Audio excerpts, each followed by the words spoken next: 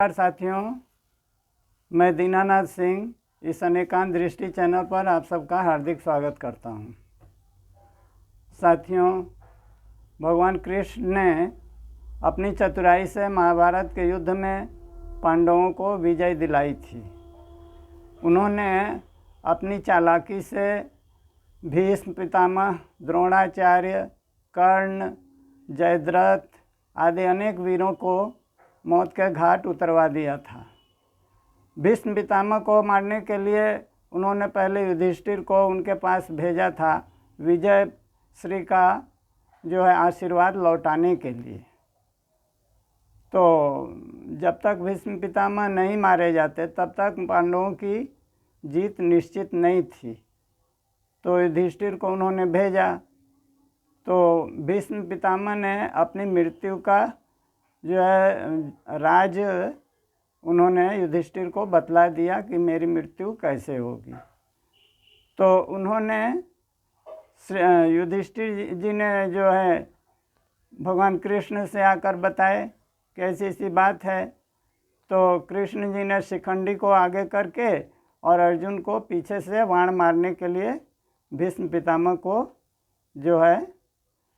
उनकी मृत्यु के लिए इशारा किया। मतलब कि शिखंडी जब तक रथ पर रहेंगे तो भीष्म पितामह उस पर वार नहीं करेंगे, और अर्जुन बाण चलाएगा तो भीष्म पितामह की मृत्यु निश्चित ही होगी। तो इसी तरह अनेक प्रकार से उन्होंने महाभारत के अनेक वीरों का मृत्यु के घाट उतरवाया था अर्जुन से। कर्ण को तो उन्होंने धोखा से मरवाया। जब वह रथ की पहिए को ठीक कर रहा था तो उन्होंने अर्जुन को आदेश दिया कि कर्ण का वध कर दो। तो अर्जुन ने वैसा ही किया, कर्ण मारे गए।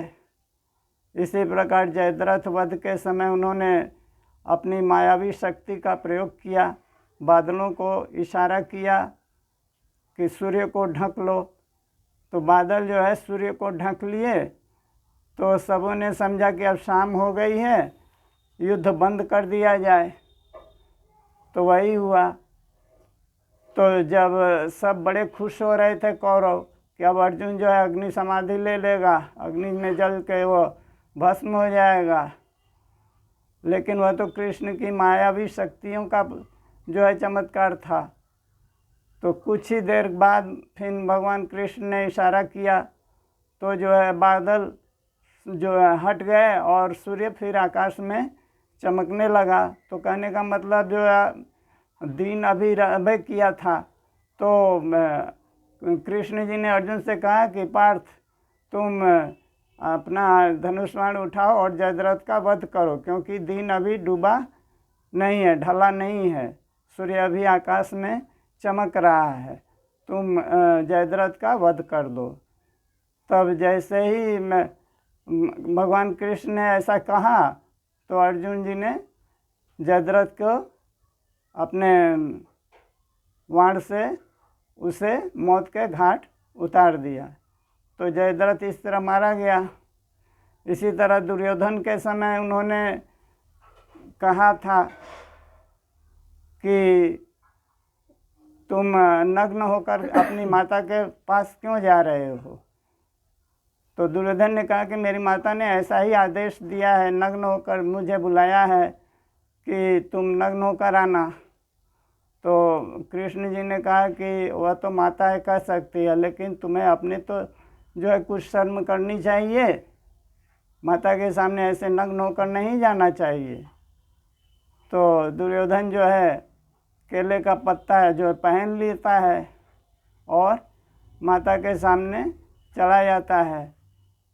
तो गांधारी में यह क्षमता आ गई थी कि वह उस समय अपनी आँख की जब पट्टी हटा देती तो उनके नेत्रों से शक्ति की किरणें निकलती थी और निकलती और वो दुर्योधन को वज्र के समान बना देती, उसके शरीर को वज्र के समान बना देती, जिससे उसके शरीर को कोई चोट नहीं पहुंचती।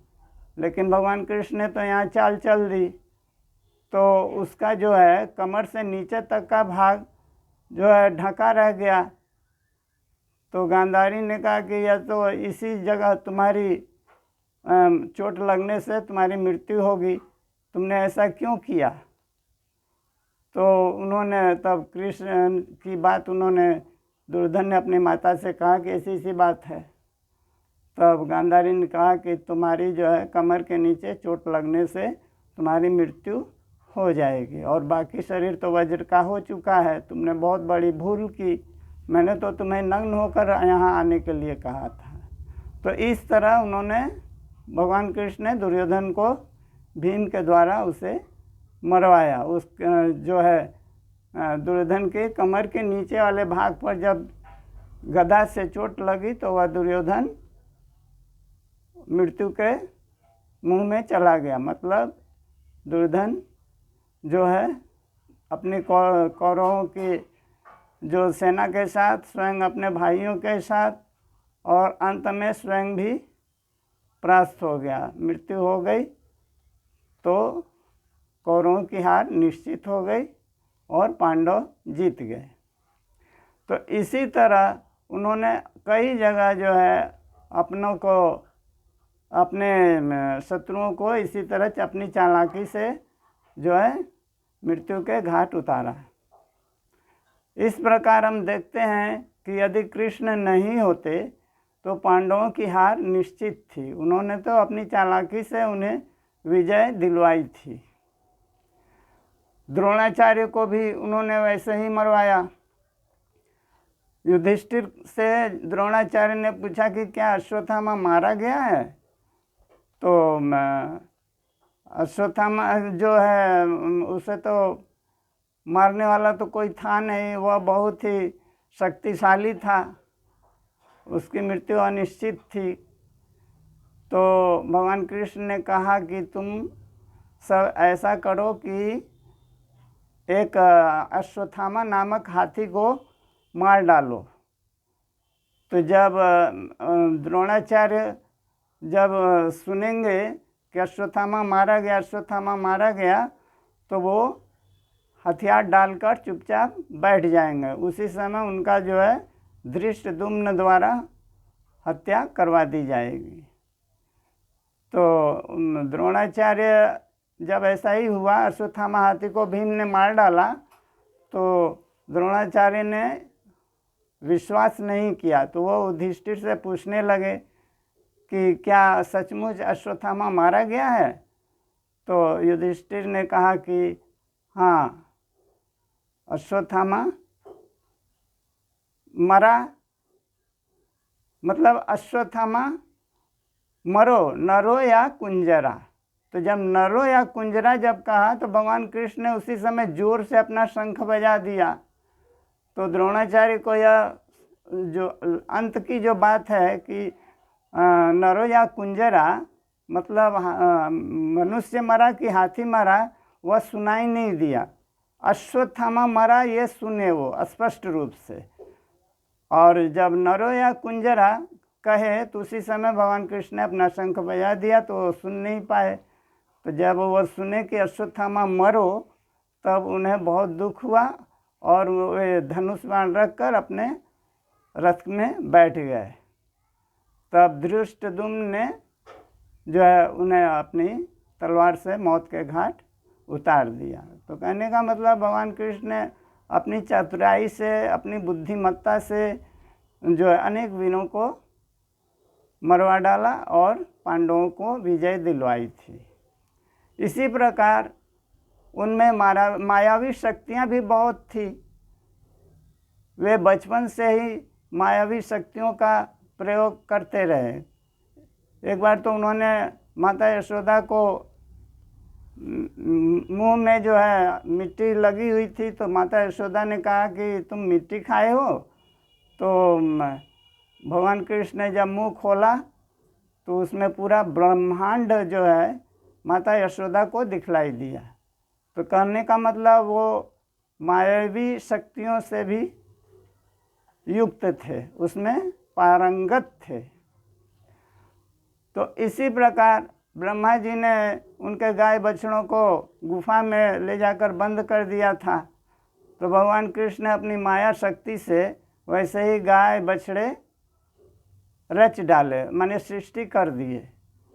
तो ब्रह्मा जी चकराए कि अरे ये तो गाय बछड़े यहाँ बाहर कैसे आ गए, और गुफा में जाकर उन्होंने देखा तो वहाँ भी वैसे ही गाय बछड़े थे। तब ब्रह्मा जी सोचे कि ओ यही श्री कृष्ण जो हैं परमात्मा के अवतार हैं, इन्होंने अपनी माया से गाय बछड़ों की सृष्टि रच डाली है। तो इसी प्रकार उन्होंने कई जगह अपनी मायावी शक्तियों का प्रयोग किया है। जैसे अज्ञातवास में जब वन में गए पांडव, तो दुर्वासा ऋषि ने कहा कि युधिष्ठिर से कहे कि भाई तुम जो है मेरे भोजन का प्रबंध करो, मेरे शिष्यों को और मेरे के लिए जो है भोजन का इंतजाम करके रखो, मैं अभी गंगा स्नान करके आता हूँ तो भोजन करूँगा। तो युधिष्ठिर के पास उस समय तो वन में कुछ था नहीं, और एक अक्षय पात्र था, भगवान सूर्य ने कुंती को दिया था। तो जब तक वह द्रौपदी भोजन नहीं कर लेती थी तब तक उसमें भोजन प्रकट रहता था, और जब भोजन द्रौपदी कर लेती थी तो वह अक्षय पात्र जो है फिर भोजन नहीं देता था। तो उसी समय जो है दुर्वासा ऋषि पहुँचे, लेकिन उसके पहले जो है द्रौपदी भोजन कर चुकी थी। अब वह अक्षय पात्र भोजन देने में असमर्थ था। तब द्रौपदी ने भगवान कृष्ण का ध्यान किया, कृष्ण वहाँ प्रकट हुए, तो उन्होंने उस पात्र को मंगवाया, उसमें चावल का एक दाना लगा हुआ था। तो उसी एक चावल का भोग लगाकर भगवान कृष्ण ने पूरे संसार को तृप्त कर दिया था। अभी दुर्वासा ऋषि स्नान कर ही रहे थे कि उन्हें ऐसा एहसास हुआ कि मुझे जो है पेट भर गया है, भूख लगी नहीं, अब मुझे खाने की आवश्यकता नहीं है, अब यदि खाऊंगा तो मुझे उल्टियाँ आनी शुरू हो जाएंगी। और सभी शिष्यों को भी ऐसा ही अनुभव हुआ। तो अब युधिष्ठिर के पास कौन आता है, वे बाहर ही बाहर वहाँ से 9 2 11 हो गए, वहाँ अब युधिष्ठिर के कुटिया में नहीं गए। इस प्रकार उन्होंने दुर्वासा के शाप से पांडवों को बचाया। तो इसी प्रकार जो है अनेक जगह उन्होंने अपनी मायावी शक्तियों का प्रयोग किया है। जैसे द्रौपदी के चीरहरण के समय जो है अपनी माया की शक्ति से उसके वस्त्र को बढ़ाया, उसकी साड़ियों को बढ़ाते रहे, और दुशासन खींचता रहा, लेकिन साड़ी तो अनंत हो गई। तो उनका जो है कुछ, द्रौपदी का कुछ नहीं हुआ, कुछ नहीं बिगड़ा। पांडव जो सभी सभासद जो है देख रहे थे, किसी ने चूं तक नहीं की कि यह अत्याचार हो रहा है कि क्या हो रहा है, सब पत्थर की मूर्ति बने बैठे रहे। तो भगवान कृष्ण ने मायावी शक्ति से उसके चीर को बढ़ाया और उसके लज्जा की रक्षा की। इस प्रकार हम देखते हैं कि भगवान कृष्ण जो है अनेक जगह अनेक स्थल पर जो है अपनी बुद्धिमत्ता का प्रयोग किया है और पांडवों को विजय दिलाया है। और जैसे कुब्जा जो है, जो कंस को चंदन लगाने जा रही थी, उसके तो कुबड़ निकला हुआ था, तो भगवान कृष्ण ने अपनी मायावी शक्ति से उसके कुबड़ को ठीक कर दिया। अब वह भली चंगी हो गई और अच्छी प्रकार चलने लगी। इसी तरह कई जगह उन्होंने अपनी मायावी शक्ति का प्रयोग किया है। अब काल यवन को ही लीजिए। काल यवन भगवान कृष्ण को अपना शत्रु मानता था। तो एक बार ऐसा हुआ कि काल यवन से भगवान कृष्ण ने कहा कि मैं तुमसे युद्ध नहीं करना चाहता, मैं तुम्हारी शक्ति के आगे निस्तेज हो गया हूँ। और वे आगे आगे भागने लगे, दौड़ने लगे, पीछे से काल यवन उन्हें पीछा करने लगा। कृष्ण भगवान तो ये जानते थे कि उसकी मृत्यु का रहस्य क्या है। वे एक गुफा में घुस गए। वहाँ मुचुकुंद नाम के एक राजा सोए हुए थे। उन्हें इंद्र जी ने वरदान दिया था कि जो आपको निद्रा से जगा देगा और आपकी दृष्टि पड़ेगी तो वह जलकर भस्म हो जाएगा।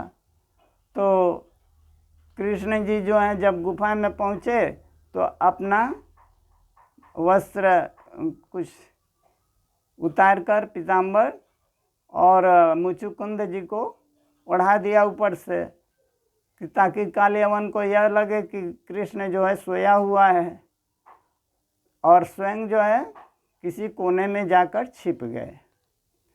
कालियवन जब आया तो देखा कि मुचुकुंद जो है तो माने सोए हुए हैं। उसने तो कृष्ण का जब वस्त्र देखा तो वो सोचा कि यह कृष्ण जी हैं, तब उसने लात मारकर उन्हें जगाया। जब वह हड़बड़ा कर उठे तो मुचुकुंद की दृष्टि जब कालियवन पर पड़ी, तब उनकी दृष्टि पड़ते ही कालियवन स्वयं ही जलकर भस्म हो गया। तो इस प्रकार भगवान कृष्ण ने कालियवन का नाश कर दिया।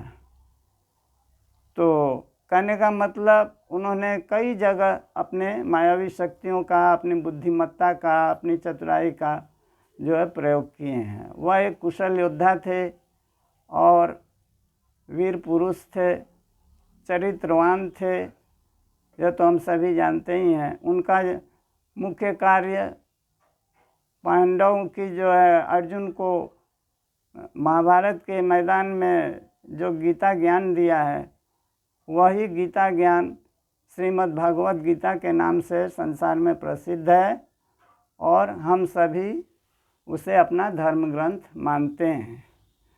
इस ग्रंथ में उन्होंने आत्मा के विषय में और परमात्मा के संबंध में जो है अपना ज्ञान अर्जुन को दिया और उसे दिव्य दृष्टि देकर अपना विराट स्वरूप दिखलाया।